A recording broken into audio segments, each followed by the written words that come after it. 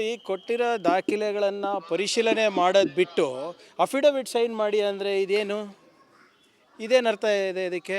ನಾವು ಕೆಲವು ದಾಖಲೆಗಳನ್ನು ಬಿಡುಗಡೆ ಮಾಡಿದ್ದೇವೆ. ಅದು ಪ್ರೆಸ್ ಮೀಟ್ ಆದ ನಂತರ ಎಲೆಕ್ಷನ್ ಕಮಿಷನ್ ಅವರು ವೆಬ್ಸೈಟ್ನಲ್ಲಿರುವಂಥ ಮತದಾರರ ಪಟ್ಟಿ ಏನಿದೆ ಅವರು ಡಿಲೀಟ್ ಮಾಡ್ತಾ ಇದ್ದಾರೆ. ವೆಬ್ಸೈಟ್ ಆಕ್ಸೆಸಬಲ್ ಇಲ್ಲ. ಯಾಕೆ?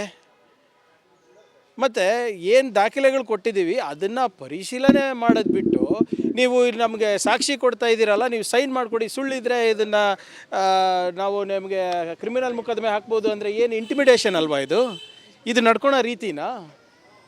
ಆಮೇಲೆ ಏನು ಸುಮ್ಮನೆ ಗಾಳಿನಲ್ಲಿ ಗುಂಡಾರಿಸ್ತಾ ಇದ್ದೀವಾ? ವಿತ್ ಡಾಕ್ಯುಮೆಂಟ್ಸ್, ಎಲ್ಲಿ ಏನು ಯಾರು ಯಾವ ವಿಳಾಸ ಎಲ್ಲನೂ ಕೊಟ್ಟಿದ್ದೀವಿ. ಸ್ವಲ್ಪನ ಜವಾಬ್ದಾರಿಯಿಂದ ನಡ್ಕೊಂಡ್ರೆ ಎಲೆಕ್ಷನ್ ಕಮಿಷನ್ ಅವರು ಒಳ್ಳೆಯದು ನಮ್ಮ ಪ್ರಜಾಪ್ರಭುತ್ವಕ್ಕೆ.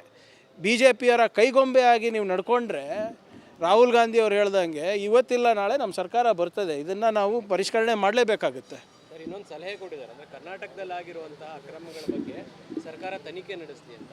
ಚುನಾವಣಾ ಅಕ್ರಮ ಸರ್ಕಾರ ತನಿಖೆ ನೋಡಿ, ಒಂದು ಶುದ್ಧವಾದಂಥ ಮತದಾರರ ಪಟ್ಟಿ ಕೊಡುವ ಜವಾಬ್ದಾರಿ ಯಾರ್ದು? ಸರ್ಕಾರದ್ದ, ಆಯೋಗದ್ದು, ಎಲೆಕ್ಷನ್ ಕಮಿಷನ್ದು? ಅವ್ರ ಕೆಲಸ ಅವ್ರು ಮಾಡಿಲ್ಲ ಅಂದರೆ ನಾವು ತನಿಖೆ ನಡೆಸಬೇಕಾ? ನಾವು ಕೊಟ್ಟಿದ್ದೀವಿ, ನೀವು ತನಿಖೆ ನಡೆಸಿ. ಹಿಂದೆ ಚಿಲುಮೆ ಟ್ರಸ್ಟ್ ಬಗ್ಗೆನೂ ಕೂಡ ತನಿಖೆ ನಡೆಸಿ ನಿಮ್ಗೊಂದು ವರದಿ ಸಲ್ಲಿಸಿದ್ರಿ. ಏನು ಮಾಡಿದ್ರಿ? ಅದ್ರ ಬಗ್ಗೆ ಗಮನ ಹರಿಸಿದ್ರಾ? ಅದ್ರ ಬಗ್ಗೆ ಏನಾದರೂ ಮಾಡಿದ್ರಾ? ಒಬ್ಬ ಬಿ ಜೆ ಪಿ ನಾಯಕನ ಅಕೌಂಟಿಗೆ ನೇರವಾಗಿ ದುಡ್ಡು ಹೋಗುತ್ತೆ, ಅದು ಅನಧಿಕೃತವಾಗಿ BBMP ಇವರಿಗೆ ಸ್ವೀಪ್ ಎಲೆಕ್ಷನಿಗೆ ತೊಗೋತಾರೆ ಅಂದರೆ, ಪ್ರಚಾರಕ್ಕೆ ತೊಗೋತಾರೆ, ಎಲೆಕ್ಷನ್ ಪ್ರಚಾರಕ್ಕೆ ಅಂದರೆ ಏನರ್ಥ ಇದು? ಅವ್ರ ಜವಾಬ್ದಾರಿ ಫಸ್ಟ್ ಅವ್ರು ಮಾಡಲಿ. ನಾವು ಪಬ್ಲಿಕ್ ರೆಪ್ರೆಸೆಂಟೇಟಿವ್ಸು, ಜನರ ಮುಂದೆ ಹೋದಾಗ ಜನರಿಗೆ ನಾವು ಉತ್ತರ ಕೊಡಬೇಕಾಗ್ತದೆ. ಇದೆಲ್ಲ ಹೇಳಿದ ನಿಜನಾ ಸುಳ್ಳ ಅಂತ. ಅವರು ಏನು ಅಕೌಂಟಬಿಲಿಟಿನೇ ಇಲ್ವಾ ಅವ್ರದ್ದು? ನೋಡೋಣ. ನಾವು ನೋಡಿ ಇವರೇ ಒಂದಲ್ಲ ಎರಡಲ್ಲ ಸಾವಿರಾರು ಪುರಾವೆಗಳನ್ನು ಅವ್ರ ಮುಂದೆ ಇಟ್ಟಿದ್ದೀವಿ. ಅದನ್ನು ಮೊದಲು ತನಿಖೆ ಆಗಲೇಬೇಕು. ಅದಕ್ಕೆ ಕಾನೂನು ಹೋರಾಟ ಮಾಡಬೇಕು ಅಂದ್ರೂ ಕೂಡ ನಾವು ಮುಂದಾಗ್ತೇವೆ. ಅದಕ್ಕೆ ಹಿಂದೆ ಜರಿಯಲ್ಲ ನಾವು. ಸರ್, ಈಗ ರಾಹುಲ್ ಗಾಂಧಿಯವರ ರಾಹುಲ್ ಗಾಂಧಿಯವ್ರು ಬಂದಿರೋದು ಏನು ಬಿರಿಯಾನಿ ತಿನ್ನಕ್ಕೆ ಬಂದವರು, ಪಾರ್ಟಿ ಮಾಡಕ್ಕೆ ಬಂದವರು, ಅವ್ರ ಅಟಮ್ ಬಾಂಬ್ ಟುಸ್ ಪಟಾಕಿ ಆಗಿದೆ ಅಂತ ಲೇವಡಿ ಮಾಡ್ಯಾರ. ಆಯ್ತು ರೀ, ಟುಸ್ ಪಟಾಕಿನೂ ಕೈನಲ್ಲಿ ಹಿಡಿಯೋಕೆ ಹೇಳಿ ಇವರಿಗೆ. ಅಷ್ಟು ದಮ್ಮು ತಾಕತ್ತಿದ್ರೆ ನಿನ್ನೆ ಕೇಳ್ಕೊಂಡೆ ಶಿವಕಾಶಿ ಪಟಾಕಿ ಅಂದರೆ. ಶಿವಕಾಶಿ ಪಟಾಕಿ ಇದ್ದರೆ ಕೈಯಲ್ಲಿ ಹಿಡೀರಿ ನೋಡೋಣ. ದೂರದಿಂದ ಯಾಕೆ ನೋಡಿಬಿಟ್ಟು ಕಮೆಂಟ್ ಮಾಡ್ತೀರಾ? ಬನ್ನಿ, ಹತ್ರ ಏನಿದೆ ಪುರಾವೆಗಳು ನೋಡಿ, ಚೆಕ್ ಮಾಡಿ ಡಾಕ್ಯುಮೆಂಟ್ಸ್ನ, ಅದಾದಮೇಲೆ ಮಾತಾಡಿ. ಟುಸ್ ಪಟಾಕಿ ಗಾಳಿನಲ್ಲಿ ಗುಂಡಾರಿಸ್ತಾ ಇರೋದು ಯಾರು? ದಾಖಲೆಗಳು ಕೊಟ್ಟಿದ್ರಲ್ಲ ಸ್ವಾಮಿ, ಅದ್ರ ಬಗ್ಗೆ ಚರ್ಚೆ ಮಾಡಿ. ಚಿಲುಮೆ ಟ್ರಸ್ಟ್ ಬಗ್ಗೆ ಚರ್ಚೆ ಮಾಡಿ. ಟುಸ್ ಪಟಾಕಿ ಅಂದ್ಬಿಟ್ಟು ಕೈನಲ್ಲಿ ಇಟ್ಕೊತಾರೆ ಯಾರನ್ನ? ಈಗ ರಾಜ್ಯ ಸರ್ಕಾರ ಯಾವ ರೀತಿಯಾಗಿ ಸರ್ ಈಗ ತನಿಖೆ ಮಾಡಿಸ್ಬೇಕು ಅಂತ ಬೇರೆ ಹೇಳಿದ್ದಾರೆ. ನೋಡೋಣ. ನೋಡಿ, ಇವತ್ತು ಇನ್ನು ಬರೇ ಇನಿಷಿಯಲ್ ಆಗಿ ಒಂದೆರಡು ದಾಖಲೆಗಳು ಕೊಟ್ಟಿದ್ದೀವಿ. ಇನ್ನೂ ಒಂದೆರಡು ದಿನ ಹೋಗಲಿ. ಪ್ರತಿಯೊಂದು ಆರೋಪಕ್ಕೂ ಕೂಡ ಮಿನಿಮಮ್ 3 ಉದಾಹರಣೆಗಳನ್ನು ನಿಮ್ಮ ಕೈಗೆ ತಲುಪಿಸ್ತೀವಿ. ನೀವೇ ಪರಿಷ್ಕರಣೆ ಮಾಡಿ. ಇವತ್ತು ಕೆಲವು ಮೀಡಿಯಾ ಚಾನೆಲ್ಗಳು ಹೋಗಿದ್ದಾರೆ ಎಲ್ಲ ಒಂದು ರೂಮ್ ಹತ್ರ, ಅಲ್ಲಿ ಭಾಳ ಸ್ಪಷ್ಟವಾಗಿ ಹೇಳಿದ್ದಾರೆ, ಇಲ್ಲ ನಾವು BJPಗೆ ಮತ ಹಾಕಿದ್ವಿ, ಇಷ್ಟೊಂದು ಜನ ಇಲ್ಲಿರೋದಿಲ್ಲ ಅಂತ. ಬರುತ್ತೆ, ಒಂದೊಂದಾಗ ಸತ್ಯ ಹೊರಗೆ ಬರ್ತದೆ. ಸ್ವಲ್ಪ ವಿಳಂಬ ಆಗ್ಬೋದು, ಆದರೆ ನಾನು ಹೇಳ್ದಂಗೆ ನಿನ್ನೆನೂ ಅದೇ ಹೇಳಿದೆ, ಹಿಟ್ ಆ್ಯಂಡ್ ರನ್ ಮಾಡುವ ಜಾಯಮಾನ ನಮ್ಮದಲ್ಲ. Thank you. ಯಾವ FIR? ಇದೇ ಇವರಿಗೆ ಕಾನೂನು ಅರಿವು ಎಷ್ಟಿದೆ ಅಂತ ಇಲ್ಲೇ ಗೊತ್ತಾಗುತ್ತೆ ನೋಡಿ. ಎಲ್ಲಿ ಈಗ ಎಕ್ಸಾಂಪಲ್ ಆ ಸಚಿನ್ ಪಾಂಚಾಳ್ ಕೇಸ್ನಲ್ಲಿ ನಮ್ಮ ಹೆಸರೇ ಇಲ್ಲ, ಅಲ್ಲೆಲ್ಲೂ ನೇರವಾಗಿ ಅಕ್ಯೂಸೇಷನ್ನು ಇಲ್ಲ, ಇವ್ರ ಜೊತೆ ಇದ್ದಾರಂತ ಅಷ್ಟೇ ಇರೋದು. ಇಲ್ಲಿ ನೇರವಾಗಿ ಮೊದಲನೇ ಸಾಲಿನಲ್ಲೇ ಸಂಸದರು ಮತ್ತು ಡಾಕ್ಟರ್ ಸುಧಾಕರ್ ಅವರ ಹೆಸರು ಹೇಳಿರೋದು. Doesn't it make him A1? ಇವರಿಗೆಲ್ಲ ಯಾರು ಟಿಕೆಟ್ ಕೊಟ್ಟು ಮೇಲ್ಮನೆ ಕಳಿಸೋದು? ಇವ್ರಿಗೇನಾದರೂ ಸ್ವಲ್ಪನ ಕಾನೂನು ಸಂವಿಧಾನದ ಅರಿವಿದೆಯಾ? ಏನು ರಾಜಕೀಯ ದ್ವೇಷ ಏನಿದೆ? FIR ಹಂಗೆ ಹಾಕೋಕ್ಕಾಗ್ತದೆ ಒಬ್ಬ ಜನಪ್ರತಿನಿಧಿ ಮೇಲೆ? Based on some evidence, based on some procedure ಅಲ್ವಾ? ಇವರಿಗೆಲ್ಲರೂ ಮೇಲ್ಮನೆಗೆ ಇಟ್ಕೊಂಡು ಅವಮಾನ ಮಾಡ್ತಾಯಿದ್ದಾರೆ BJP ಅವರು. ನೋಡಿ ಇವರೇ, ನಾವು ಅದು ಗೊತ್ತಿದೆ ಅಲ್ಲ ನಿಂತಾಗ ಏನಾಗಿದ್ದು. ಇವ್ರ ಪ್ರಬುದ್ಧತೆ ಎಷ್ಟಿದೆ ಅಂದರೆ ನಿಮ್ಮ ಮುಂದೆನೇ ನಾನಂದಿಲ್ಲ, ಅವರೇ ಹೇಳಿದ್ದು ತಾನೇ. ನಾಯಿ ಅಂತ ಬಳಸಿರೋ ಪದದಲ್ಲಿ ತಪ್ಪೇನಿಲ್ಲ. ನಾಯಿ ಅಂದರೆ ನಾರಾಯಣ, ನನ್ನ ಹೆಸರು ನಾರಾಯಣ ಸ್ವಾಮಿ, ಹೌದಾ ಅಲ್ಲ? ಯಾರು ಹೇಳಿದ್ದು? ಅವರು.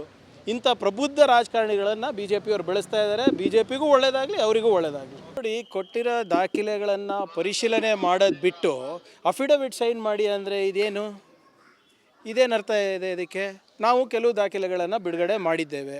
ಅದು ಪ್ರೆಸ್ ಮೀಟ್ ಆದ ನಂತರ ಎಲೆಕ್ಷನ್ ಕಮಿಷನ್ ಅವರು ವೆಬ್ಸೈಟ್ನಲ್ಲಿರುವಂಥ ಮತದಾರರ ಪಟ್ಟಿ ಏನಿದೆ ಅವರು ಡಿಲೀಟ್ ಮಾಡ್ತಾ ಇದ್ದಾರೆ. ವೆಬ್ಸೈಟ್ ಆಕ್ಸೆಸಬಲ್ ಇಲ್ಲ. ಯಾಕೆ?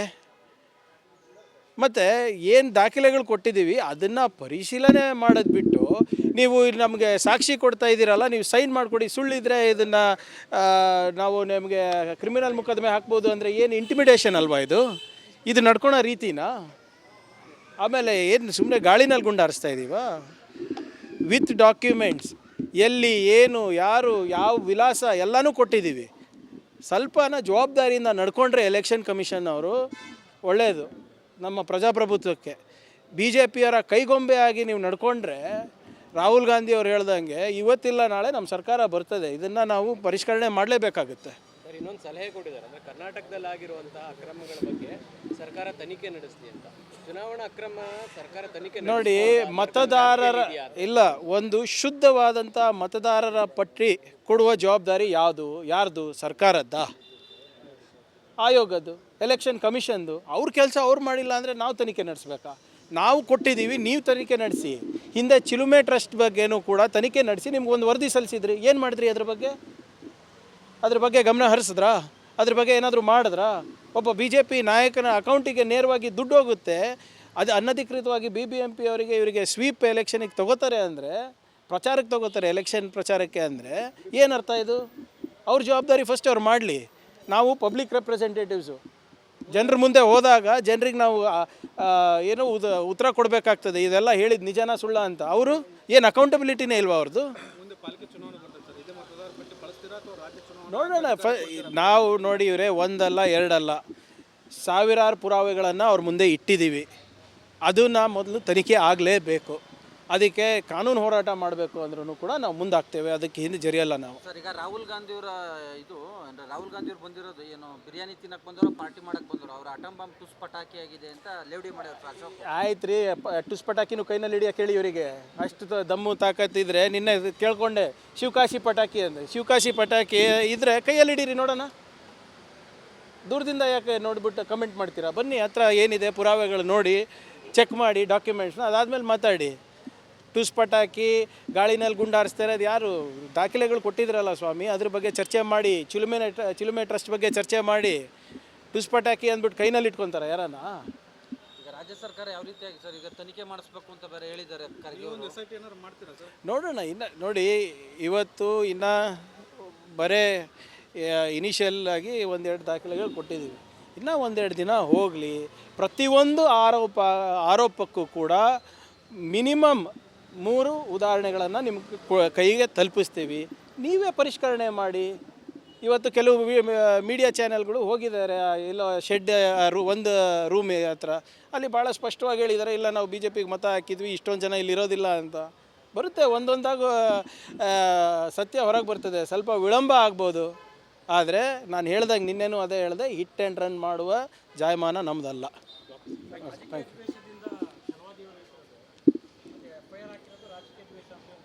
ಯಾವ FIR? ಇದೇ ಇವರಿಗೆ ಕಾನೂನು ಅರಿವು ಎಷ್ಟಿದೆ ಅಂತ ಇಲ್ಲೇ ಗೊತ್ತಾಗುತ್ತೆ ನೋಡಿ. ಎಲ್ಲಿ ಈಗ ಎಕ್ಸಾಂಪಲ್ ಆ ಸಚಿನ್ ಪಾಂಚಾಳ್ ಕೇಸ್ನಲ್ಲಿ ನಮ್ಮ ಹೆಸರೇ ಇಲ್ಲ, ಅಲ್ಲೆಲ್ಲೂ ನೇರವಾಗಿ ಅಕ್ಯೂಸೇಷನ್ನು ಇಲ್ಲ, ಇವ್ರ ಜೊತೆ ಇದ್ದಾರಂತ ಅಷ್ಟೇ ಇರೋದು. ಇಲ್ಲಿ ನೇರವಾಗಿ ಮೊದಲನೇ ಸಾಲಿನಲ್ಲೇ ಸಂಸದರು ಮತ್ತು ಡಾಕ್ಟರ್ ಸುಧಾಕರ್ ಅವರ ಹೆಸರು ಹೇಳಿರೋದು. Doesn't it make him A1? ಇವರಿಗೆಲ್ಲ ಯಾರು ಟಿಕೆಟ್ ಕೊಟ್ಟು ಮೇಲ್ಮನೆ ಕಳಿಸೋದು? ಇವ್ರಿಗೇನಾದರೂ ಸ್ವಲ್ಪನ ಕಾನೂನು ಸಂವಿಧಾನದ ಅರಿವಿದೆಯಾ? ಏನು ರಾಜಕೀಯ ದ್ವೇಷ ಏನಿದೆ? FIR ಹಂಗೆ ಹಾಕೋಕ್ಕಾಗ್ತದೆ ಒಬ್ಬ ಜನಪ್ರತಿನಿಧಿ ಮೇಲೆ? Based on some evidence, based on some procedure ಅಲ್ವಾ? ಇವರಿಗೆಲ್ಲರೂ ಮೇಲ್ಮನೆಗೆ ಇಟ್ಕೊಂಡು ಅವಮಾನ ಮಾಡ್ತಾ ಇದ್ದಾರೆ BJP ಅವರು. ನೋಡಿ ಇವರೇ, ನಾವು ಅದು ಗೊತ್ತಿದೆ ಅಲ್ಲ ನಿಂತಾಗ ಏನಾಗಿದ್ದು. ಇವ್ರ ಪ್ರಬುದ್ಧತೆ ಎಷ್ಟಿದೆ ಅಂದರೆ ನಿಮ್ಮ ಮುಂದೆನೇ ನಾನಂದಿಲ್ಲ, ಅವರೇ ಹೇಳಿದ್ದು ತಾನೇ. ನಾಯಿ ಅಂತ ಬಳಸಿರೋ ಪದದಲ್ಲಿ ತಪ್ಪೇನಿಲ್ಲ. ನಾಯಿ ಅಂದರೆ ನಾರಾಯಣ, ನನ್ನ ಹೆಸರು ನಾರಾಯಣ ಸ್ವಾಮಿ, ಹೌದಾ ಅಲ್ಲ? ಯಾರು ಹೇಳಿದ್ದು? ಅವರು. ಇಂಥ ಪ್ರಬುದ್ಧ ರಾಜಕಾರಣಿಗಳನ್ನು BJP ಅವರು ಬೆಳೆಸ್ತಾ ಇದ್ದಾರೆ. BJPಗೂ ಒಳ್ಳೆಯದಾಗಲಿ, ಅವರಿಗೂ ಒಳ್ಳೆಯದಾಗಲಿ.